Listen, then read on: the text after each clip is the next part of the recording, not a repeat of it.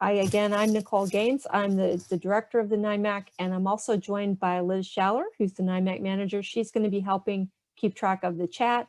And as we go forward, there will be plenty of time for questions as we go through. We're going to be slogging through, and there will be quite a bit of some technical parts to it, but we have plenty of time. The actual content is probably only going to run us about 35 minutes, maybe 40 minutes. So there's plenty of time for calls. I'm sorry, there's plenty of, excuse me, I keep getting these little pop-ups for admitting folks. I'm not quite used to that. So that's throwing me off a little bit. Okay, so let's go ahead and get started in terms of what we're going to cover today. A big item for us in the past several months has been the Notice of Interpretation on Digital Materials. This may be something that you have heard a little bit about. You may want to know more about it. So we wanted to just kind of have an opportunity to talk a little bit more about this. Then we're also going to, in another section, we're going to talk about the new NLS guidelines. These have recently been updated. They have an impact on NIMAS eligibility, and so that's really important. So we wanted to spend some time covering that. And then the last part is to just bring folks up to date on some work that we're doing surrounding the impact of NIMAS and also what some of the technical assistance needs are out there in the states and districts. So to start out, we're going to talk again about the Notice of Interpretation on Digital Materials and just get into a little bit if you, again, if you've heard a little bit about this, some of this may be refresher, but just to kind of talk a little bit more about where we are, some of the kind of the technical issues about this, and then just kind of where we are right now in terms of receiving these materials, and also with regard to technical assistance to publishers and also to states. So the Notice of Interpretation itself, it came from the Department of Education, from OSERS/OSEP back in May of 2020. And basically what they determined at that time was that it was within scope for the NIMAC to receive NIMAS files for instructional materials that are only distributed to students in a digital format. Okay, and so what I actually have at the bottom of this is the actual definition from IDEA 2004 regarding the types of materials we can receive. You notice that it says print instructional materials, and that is basically, it is basically just kind of a relic of the time that IDEA 2004 was written. Digital materials were not so common back then. And basically what the department determined was that, you know, what's really important is that instructional materials be made available. And so they wanted to ensure that as schools transition to more digital instructional materials, if it was important for those materials to be made available in alternative formats, that would be a possibility. So that's basically where this Notice of Interpretation came from. Before the notice came into effect, we could only accept files if there was a hard copy print book. But now if there are materials that are digital in format but are suitable to produce in NIMAS, we can accept those. And we've accepted about 44, maybe 45 files currently that were produced from a digital format source. Obviously, when it comes to serving students with disabilities, the really important thing as more and more digital materials are used in schools is that not all of these materials are accessible to students. Some of them are, some of them are not. But basically, if the student, again, is unable to use the digital format, we want to make sure that there is a possibility of an alternative available for them. So one of the important caveats, and we'll spend quite a bit of time talking a little bit more about this, is that when we think about printed instructional materials, you know, we kind of like, okay, those are books. We know what those look like. We know how they work. When we talk about digital instructional materials, this can include a wide range of products and technology.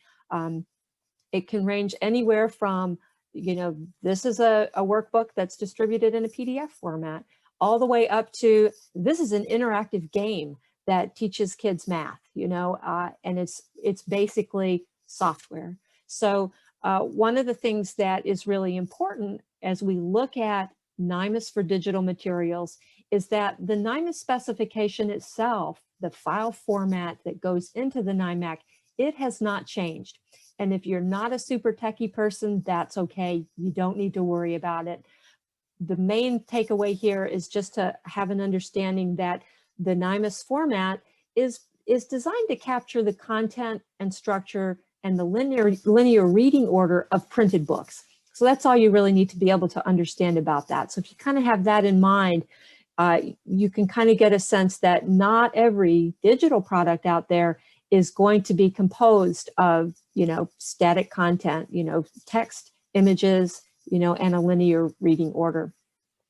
So again, when we talk about what can be accepted into the NIMAC, we're basically talking about a subset of digital products that can be turned into NIMAS and that can also meet the current metadata requirements, which at this point, in order for us to accept it, it's got to have an ISBN because that's the critical identifier for every unique file that's in the NIMAC.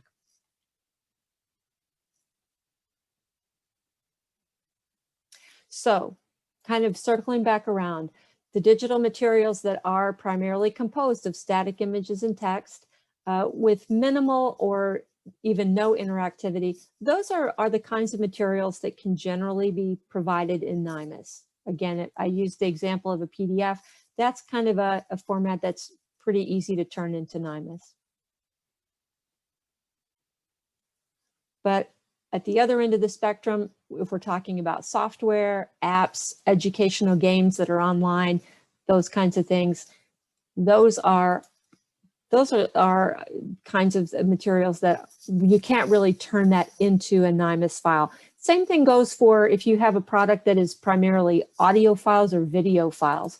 Those are materials that you really can't turn a video into a NIMAS file. It's just not going to work. And as a side note, I'd like to just always remind folks that standardized tests, we have had a couple questions about that. Those continue to be outside of scope for NIMAS, whether they are distributed in print or digital format. So when it comes to states and districts, customers who are out there acquiring materials, an important thing to also reiterate is that IDEA 2004 did not have any kind of blanket requirement for providing NIMAS.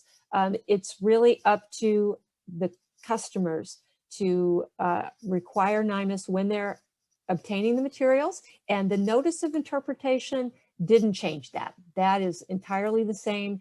And so, so a part of this kind of moving this forward is really kind of hinges on states and districts beginning to think about, as they're obtaining digital instructional materials, thinking about, what are the accessibility features of this program, which of these are appropriate for NIMAS, which may not be appropriate for NIMAS. And so there's quite a bit of discernment that happens at this procurement stage, and putting these kinds of processes into place is a little bit of, I think, a heavy lifting in terms of states and districts really being able to benefit from this. But it is just an important thing to keep in mind. So when I was mentioning just now about accessibility that's provided in the curriculum that's distributed to schools, this is another important piece of the notice of interpretation itself. One of the provisions in the notice that was intended to help encourage publishers and content providers to make things accessible right in the product that's distributed directly to schools is that the notice indicates that if your digital instructional material already meets a certain accessibility benchmark, and if you're not, again, if you're not super techie in this area, you don't need to worry about what it all means, but the specific standard that is referenced right now is WCAG 2.0 AA, which is a good solid accessibility benchmark. So if the curriculum you're acquiring meets that benchmark, then the publisher has already done what they needed to do. They do not have to provide NIMAS for those materials. So this is a benchmark that's in place now. We anticipate that it will evolve, you know, as standards change over time, but this is what's in place now. So again, there is a part of this. Well, I won't move on to the next slide yet, but just in terms of the implementation piece, you know, there are a lot of moving parts here. And so I will just say that we have been working in collaboration with the National AIMS Center and with other stakeholders to kind of get into, to get a better sense of, you know, how can we support this? What are some of the needs for technical assistance that are out there so that we can kind of facilitate this happening for the states, because there is a little bit of complexity involved. One of the things that is referenced in kind of in passing, well, not in passing, but it's acknowledged in the notice of interpretation, but is not quite resolved, is that if there are folks on this call who are Braille providers, for example, is that you will probably recognize that, you know, digital material that meets a certain accessibility benchmark, those materials might be great for 95% or maybe even more of students. However, there are going to be cases with certain programs, curriculum, students, where hard copy Braille is still going to be the appropriate accessible format for a student. So basically what this means, and again, this isn't something that's quite resolved, but we want to continue to work with publishers to ensure that there's an understanding and that there's some mechanism when Braille is still needed, that there's some type of digital source file that can be used for that purpose. So in terms of technical assistance, if you're wondering, okay, so this is really, it's exciting, it's interesting, it's also a little bit confusing because it can be a little confusing. The National AIMS Center at CAST, they do provide sample contract language for NIMAS more generally, and they do have on their website some guidance regarding how to ask for accessibility in digital instruction materials and how to be sure that you're factoring that in. So they also do have a new website that they just recently launched. So if you haven't had a chance to take a look, you may want to take a look at that. And so and they also have aim at cast.org, AEM at CAST.org. If you have specific questions, they are happy to help out with those questions at this point. So some other additional resources that we have, if you are interested in looking at the complete notice, it is available online and it's also available in an accessible Word document, which is nice. We also have archived a webinar that happened last month.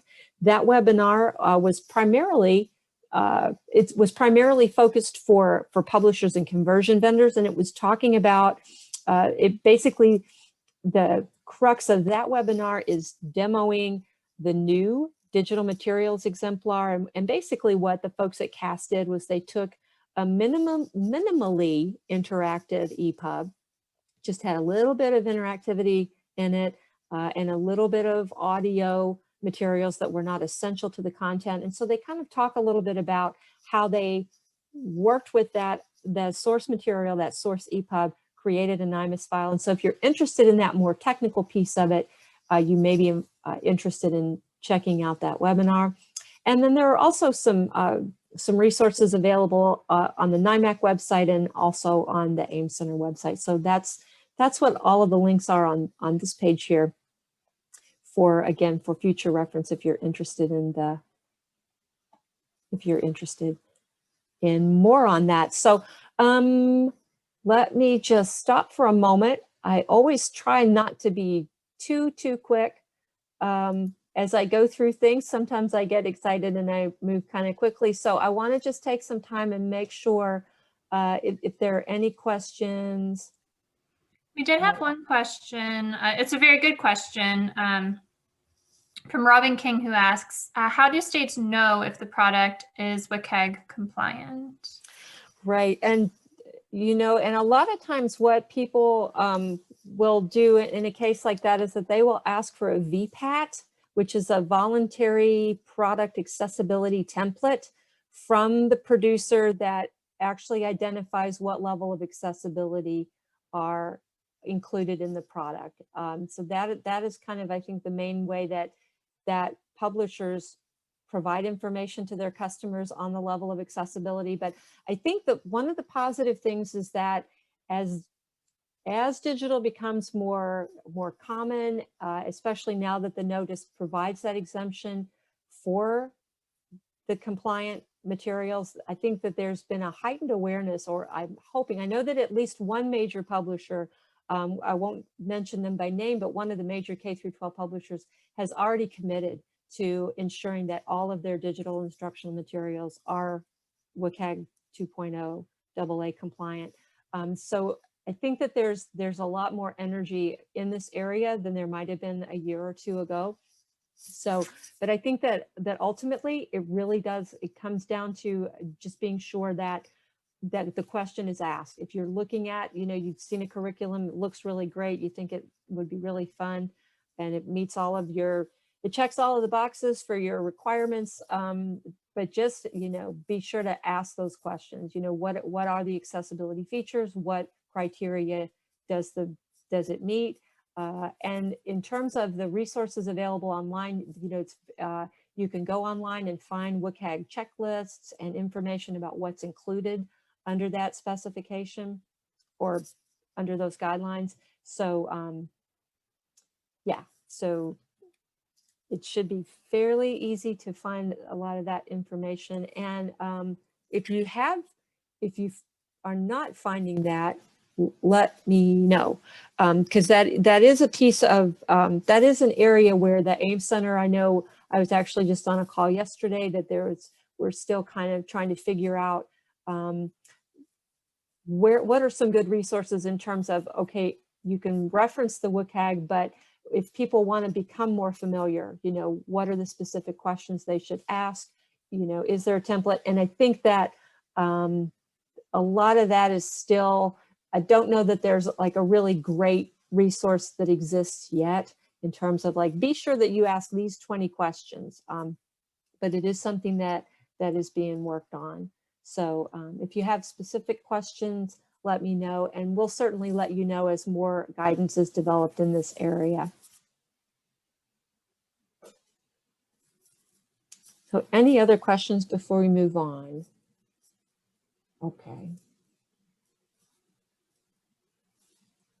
And are people prevented from, are people able to unmute themselves if they want to unmute themselves? I think everybody automatically went into mute. Is there anything I need to do if anybody wanted to say anything? This is Robin. I just unmuted myself, but I'm gonna mute myself back. Oh, great. Okay, I just wanted to make sure. I always just want to make sure that people can ask questions if they need to. So great, thanks. Okay, well, let's go ahead and move on. The second part of what I wanted to cover today has to do with the new NLS guidelines. That's the National Library Service for the Blind and Print Disabled. And so what we're going to cover here is we're going to talk a little bit about the background. We're going to talk about some changes to Marrakesh. We're going to talk about the eligibility categories and briefly touch on competent authority, and then talk about the new NIMAC agreement. So if this sounds a little overwhelming, it's really not. It's really not too bad. And in terms of the takeaways, it's really fairly straightforward in terms of the impact on NIMAS. I'm going to kind of go into a little bit of the weeds with it, just in case you're interested, and also just so that you can have this as a resource again going forward if you're interested in just having the details. So going back to the very beginning here, the very beginning of NIMAS and NIMAC, eligibility for NIMAS is set out in IDEA 2004. And so for folks who are on the call today, this is probably not going to be news to you guys, but as a refresher, all of the students who are NIMAS eligible, they have an IEP, and they also have to have a qualifying disability. Again, this is written into the legislation. So as a part of the qualifying disability portion of eligibility, the IDEA 2004 legislation points to the NLS guidelines. It basically says, hey, you know, if you've got a kid who has some type of print disability or visually impaired, go to the NLS guidelines, follow those guidelines, and you're in good shape. So the reason that at this point in NIMAC and NIMAS, we are looking at the eligibility is that in February of this year, the NLS actually published some updated guidelines. And the reason that they did this was because the Marrakesh Treaty Implementation Act, or MTIA, made some changes to the US copyright law. There were some tweaks to the terminology that were important.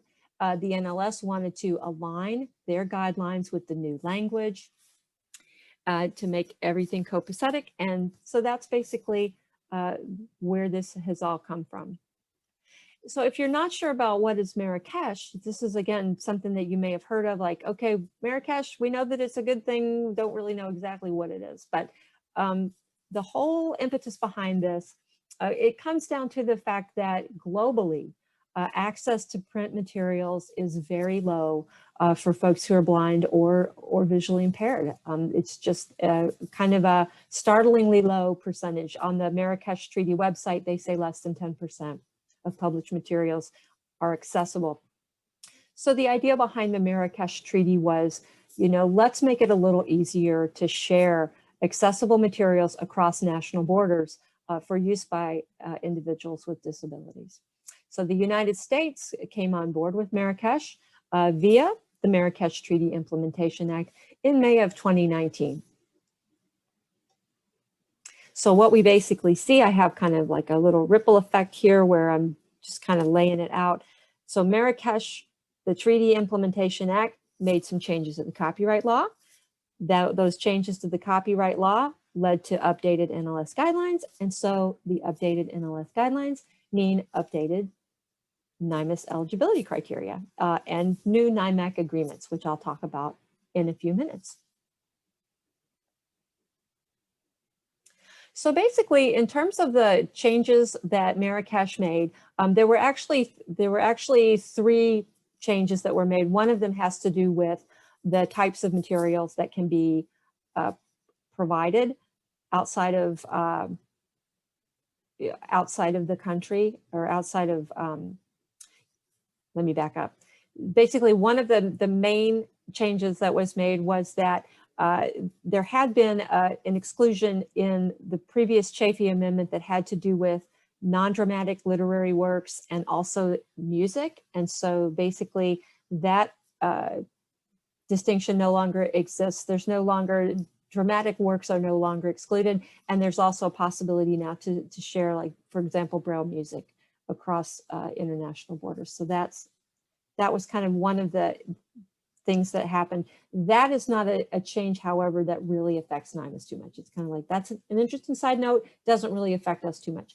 But the 2 changes that really make more of a difference have to do with some of the terminology. And so the first one of those terminology changes is that the term specialized formats, which had been, you know, folks who have been in the field, it's like, oh, specialized formats, I've heard that for a really long time. And that's what the term that had been used before to talk about what could be actually shared without having to request copyright permission. That term has been replaced by accessible formats. And so the main difference there is that it's a little bit more of a broad term, and it's defined as an alternative manner or format that allows an eligible person to have access to a work that is equivalent to a person without a disability. Well, that's a lot of words, but in a nutshell, what it kind of does is it shifts the focus, just subtly, but it shifts the focus from the technology. And when we kind of think about in the good old days, those 4-track tapes, and then DAISY as a specific digital format, you know, specifically for folks with disabilities, and then Braille as a specific format. So the format focus has really kind of given way to a broader format, or a broader focus on what is it actually that the individual, the specific individual needs in order to have that equivalent access to the content. So that's kind of an important language change there. And then the other change that I want to highlight is that the term blind or other persons with disabilities has been changed to the term eligible person. And I have here a long definition, but I'm not going to go into that now, other than to say that what we actually see in terms of the categories of disability included here, they will look familiar to you. The actual categories have not really changed. So what are those categories? Because again, those new NLS guidelines have an impact on NIMAS eligibility, because you're going to be looking to those guidelines and those criteria when you're thinking about kids who are eligible for NIMAS. So the first category of disability, it remains individuals who are blind. And the second category is has a visual impairment or perceptual or reading disability that cannot be improved to give visual function substantially equivalent to folks without a disability. So basically, again, this category encompasses visual impairment, perceptual or reading disability, which were all categories that existed in the previous guidelines. And then the third category relates again to the category of physical disability, unable to hold or manipulate a book, or to focus or move the eyes to the extent that would be normally acceptable for reading. So again, those categories, not a huge difference there. Where we really see an important difference with regard to the new NLS guidelines and where it's going to, I think, be really beneficial for states or districts is under the definition for competent authority. And so one of the important changes here is that the pool of professionals who can determine eligibility for NIMAS has been expanded. And I have on this slide here a lot of information, just a complete list here that they include. But the most important ones that I would like to highlight is that they include educator, rehabilitation teacher, certified reading specialist, or even librarian, that these are included under competent authority to determine eligibility. So that is, I think, is very helpful. And then the other piece that I want to highlight here is that if folks are familiar with the old terminology of reading disorder or reading disability due to organic dysfunction, I'm not 100% sure, but there was a category, the category of reading disability due to organic dysfunction used to require that a medical doctor sign off on the certification for those individuals. That is gone. So the thing that's really nice about this is that individuals with reading disabilities can now be certified by the same folks who are authorized to certify anybody else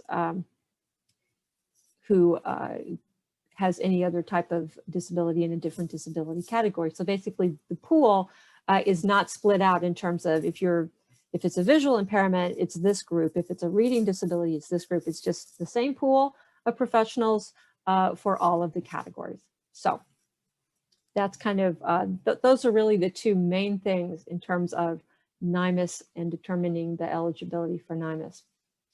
One of the things that makes things a little bit tricky is that IDEA 2004 itself, of course, has not yet been updated. It has not been, reauthorization has not yet happened. We don't know when it will happen. It's a little bit overdue at this point by a few years. So basically, if you might think, well, what do we do with this mismatch? Well, basically, OSAP has provided the guidance that, you know, hey, we realize that IDEA still has the old terminology, still has the old language, but, you know, you should go ahead and rely on the updated language in the Copyright Act in your operations. And then, you know, we are also incorporating them per the changes to the NLS guidelines in our agreements with users and with states. So we are in the process now of updating our agreements. We actually just got the green light a day or two ago from the Department of Education that yes, thumbs up on the revised agreements, and they will all be sent out. So if you are an authorized user, if you're an accessible media producer, or if you're a state coordinator, keep an eye out for the new agreement to appear in your inbox in the next few weeks. And so again, basically what we've done is we've taken those agreements and we've just incorporated, you know, hey, these are the new NLS guidelines, you know, swap out the old ones, put in the new ones. And then we've also made a note in there in the agreements as well to indicate the changes due to the notice of interpretation. So nothing really earth-shattering there, but just updating to make sure that we are aligned with, again, those NLS guidelines and also with the notice of interpretation. So I have here again a little bit some resources here for the NLS changes if you are interested in going back and delving a little more deeply. If you want to look at what the Section 121 of copyright law looks like now, you're welcome to take a look at that. And I also have a reference here to the OSEP memorandum that was sent out to states, you know, kind of giving them the green light to, hey, go ahead and use the updated language in copyright, even though IDEA has not been updated yet. So any questions about this part? Oh, and I do want to just mention that if you really, really want to get into it, I have included here as a little Appendix A, the obsolete NLS criteria, and then as Appendix B, the new NLS criteria. So those are available here in the PowerPoint if you are interested in that. So, so let's just stop again. That was kind of a lot of information, but like I say, I think the two primary takeaways there just are that life is going to be a little bit easier when it comes to determining NIMAS eligibility because that pool of professionals has been expanded and the medical doctor requirement for reading disabilities has gone away. So, I have a question. Okay. This is Robin. I have a question. On the, I understand that OSEP says to follow the new guidelines, but this is just a question I'm afraid someone might ask in our state. Does the child have to have an IEP? So say if they're under 504 and they have some reading issues, a reading disability that they're making accommodations for, would that student qualify? right. Do you still have to have an IEP? You do, right. You do have to have an IEP, and that's kind of what I was saying earlier is that under IDEA, there are two criteria, and the second one has to do with that disability. The first one is that they must have an IEP. So, honestly, we're still working with the department. We're trying to, the exclusion of 504 kids is something that we've really wanted to address for a very long time. It's very difficult because it is the way that the legislation, it's just right there in the legislation in terms of eligibility. So we do continue to try to problem solve with the department around that, is, you know, to see if there's any way that we could get a change to that in place. But as of now, it's that IEP requirement has not changed. It is still the same. So thank you for asking that question. Okay. Any other questions? Okay. All right. Well, so the last part that I want to talk about is I just want to give a quick update on some work that the NIMAC has been doing with our independent evaluator, Evergreen Evaluation and Consulting, to try and get at a little bit more information on two things. One of them has to do with the impact of NIMAS, and the other one has to do with, you know, what kind of technical assistance needs are out there in the wider world. You know, what are some of the pain points of states and districts, and how might the NIMAC going forward be able to help, you know, either supporting providers like the National AIMS Center, or maybe even kind of branching out ourselves and trying to do a little bit more support. As a little more background on this, the NIMAC is currently in the 5th year of a 5-year grant. And because we are written into IDEA 2004, we will continue to exist, you know, unless or until reauthorization changes that. So we are looking forward to being around and continuing into having a new 5-year grant that is put into place as of this fall. So one of the things that's been really important to us this year is planning, planning for the future, looking into, what's working really well, what do we want to change, what new services are needed out there in the field that we might be able to help provide. So to get a little more in detail regarding the case study, the NIMAC itself is pretty far upstream from students in the classroom. And one of the things that the Department of Education is always interested in is, does NIMAS make things better? Are outcomes better? Are, students succeeding more than they would if they didn't have NIMAS? And because we're really far away from the classroom, and basically, I mean, this isn't something that's tracked per se by states and by districts. And so one of the creative ways that we've found that we can try to get some input, down as far as the level of parents and teachers and even students, is to use this case study approach and find out really, how are things going for students in the classroom who are using accessible formats that are produced from NIMAS. So what we did last year, we worked with some folks in Florida. It was a really great experience, and a lot of fun. And so we were very pleased to be able to look at the experiences of Braille readers in K through 12. And we were able to partner with a school district in Florida and also get some input actually throughout the state through the Florida Braille Challenge. So that was just really great. If you're interested in that work, the impact report and a summary of the impact report are available on our website.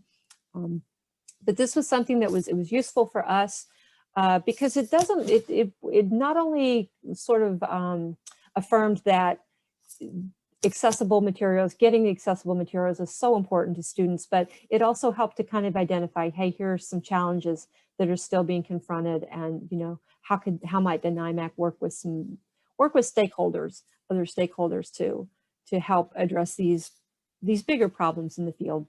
So what we're looking to do in phase 2 is to focus on the experiences of students who have print disabilities such as dyslexia and who are relying on accessible digital formats. So we're looking forward to this work. We are kind of in the final stages. We've kind of selected a state that we're getting ready to reach out to. I will not announce it because it's possible they might say no. We hope that they'll say yes, but we're looking forward to doing this work and sharing the results later on this summer with folks. And then the second area of work that we're doing right now that I think is also going to be really beneficial to the NIMAC as we plan for the coming several years is that in addition to the case study, we're trying to do some outreach to states and districts just to find out, what is working well for you guys with regard to getting accessible materials to students. What are some of the technical assistance needs? And that kind of thing. So recently we did a national survey that went out to state directors of special education and also NIMAC state coordinators. And we got some really good feedback to start the work in this area. And then we're following up with taking a little bit of a deeper dive by reaching out to 9 states to ask for some brief interviews to just get a little bit more information from them. So if you are participating in that, if you recognize this as something that you're involved with, or if you participated in the survey, we really appreciate your input with that. It is just really beneficial. And so again, when it comes to the gap analysis, what we're really looking to do is identify some areas where we can offer additional support.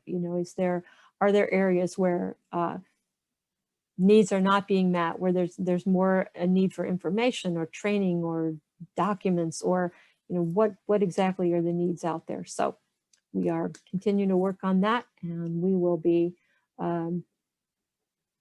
providing the information on that as we go forward. So we also hope to have that sometime this summer to kind of have a report of what has come out of that research. So stay tuned for what happens next with that. Okay, so this is basically what I have wanted to cover, just to kind of do a really quick recap on the first part of the webinar. The NIMAC can now receive NIMAS for some digital materials. There are new resources available on the NIMAC website and from the AIM Center.